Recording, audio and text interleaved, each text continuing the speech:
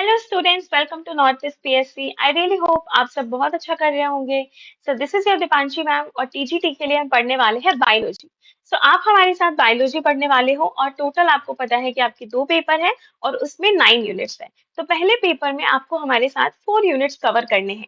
सो 4 units को कैसे मैं कवर करने वाली हूँ और क्या सिलेबस होने वाला है, चलिए इसको डिस्कस करते हैं।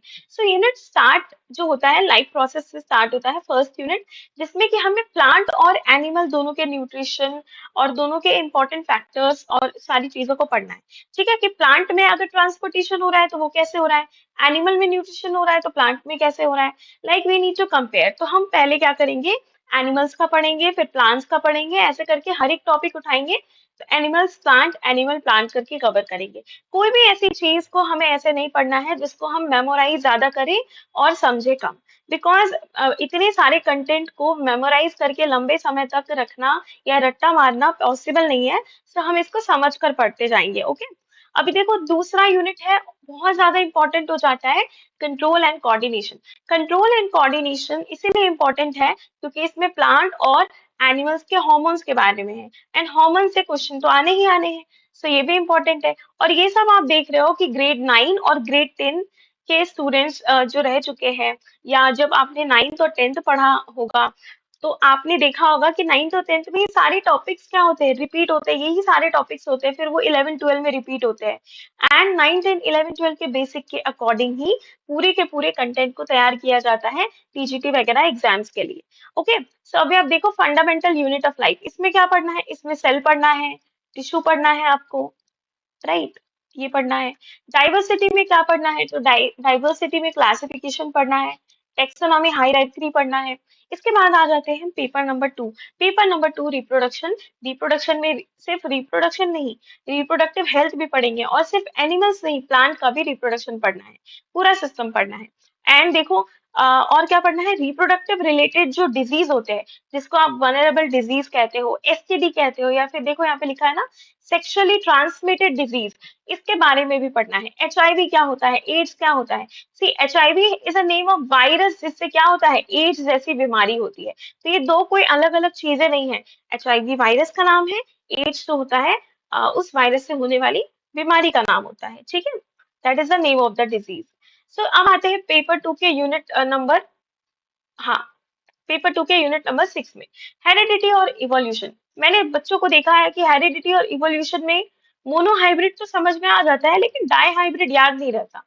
डाई हाइब्रिड को कैसे करना है ये देखेंगे। जीन एक्सप्रेशन क्या होता है, ये जो आपको ऐसे टर्मिनोलॉजी दिख रहा है ना, जो आपको बहुत डिफिकल्ट दिख रहे हैं, तो ये सारे डिफिकल्ट टर्मिनोलॉजी से हटके हमें बहुत अच्छे से पढ़ना है। ठीक है, क्योंकि हमें इसको समझ करके पढ़ना है प्रॉपर। इसके साथ साथ हेरिडिटी और इवोल्यूशन में इवोल्यूशन वाला पार्ट भी आएगा। टिपिकल क्लास 10th का टॉपिक है ये। अब आते हैं unit number 7, human health. Human health में कौन सी बीमारियां इन्फेक्शियस होती है, कौन सी नॉन इन्फेक्शियस होती है, ये पढ़ना है। प्रिवेंशन ऑफ डिजीज पढ़ना है, इम्यूनाइजेशन पढ़ना है, इनहेरिटेड डिजीज पढ़ना है, सेक्स लिंक डिजीज पढ़ना है। तो सारी जो बीमारियां हैं उसकी लिस्ट पढ़नी है, कौन सी बैक्टीरिया से कौन सी बीमारी होती है, कौन सी डिजीज होती है, ये पढ़ना है। यूनिट नंबर 8 में अगर मैं आऊं तो ये बहुत ही जनरल टॉपिक है, बिल्कुल एनवायरमेंट और इकोसिस्टम से रिलेटेड है, जिसके बारे में मुझे पक्का पता है कि आप लोग को बहुत सारी चीजें पता होगी। ओजोन लेयर के बारे में आपने बचपन से पढ़ा है, क्लाइमेट के बारे में पढ़ा है, एसिड रेन के बारे में पढ़ा है, ग्लोबल वार्मिंग हम जानते हैं, पोल्यूशन जानते हैं। तो ये सारे टॉपिक्स आप ऑलरेडी, इस टॉपिक से आपको ऑलरेडी ये टॉपिक के बारे में पता है। तो इसको पढ़ने में बहुत ज्यादा दिक्कत नहीं होगी, बहुत ही इजी टॉपिक है। इसमें कुछ साइकिल्स भी इंक्लूड किए गए हैं जिसको हमें प्रॉपर समझना और देखना है। नेक्स्ट है यूनिट नंबर 6, उसमें आप देखो, सॉरी, यूनिट नंबर 9, उसमें आप देखो इम्प्रूवमेंट इन फूड रिसोर्सेज। इसमें improvement in crop yield, crop की यील्ड यानी कोई भी फसल की प्रोडक्शन को कैसे बढ़ा सकते हो।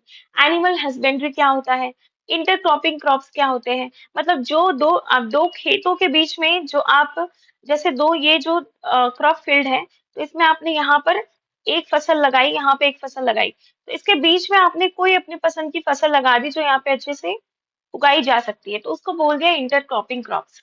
मतलब आप आपने क्रॉप्स के बीच में कुछ अलग अलग क्रॉप्स लगाए। ठीक है, इसके बाद plant breeding, bio fertilisers, bio pesticide, bio word का मतलब ही होता है लिविंग।